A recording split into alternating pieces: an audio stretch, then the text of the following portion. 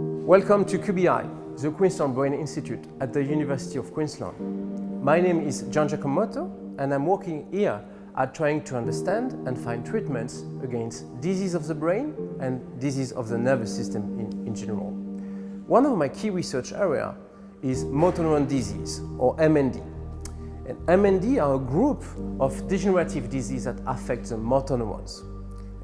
These neurons, which are located into your spine, are essential for you to walk, to speak, and even to breathe properly. In other words, if these cells die on you, you cannot have a normal life. So I'm working here on two different diseases, one called spinal muscular atrophy, or SMA, and another one called amyotrophy lateral sclerosis, or ALS, and which a disease you have probably heard of thanks to the Ice Bucket Challenge. So these two diseases are very poorly understood, and we do need to find better treatments.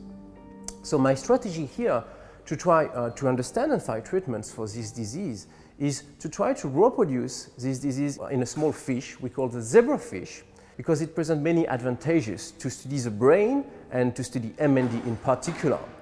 For instance, I can produce a large number of eggs every day for a very low cost, and these animals are transparent, which allow me to track the different tissue, and you can even see the fish going from one cell to a fully developed larvae in less than 24 hours. And in 3 days, you have a whole brain completely functional. You can see the blood going through, and as the animal is transparent, I can look at the different tissue. I can use specific dye to see in a live animal the muscles, the motor neurons, which allow me, for example, for MND, to track the defect and the degenerative events that happen in these nerve cells, in these motor neurons, and study these mechanisms. And as these fish are very small, I can feed them in what we call screening plates to try to test a large number of drugs to find compounds that would be beneficial for patients.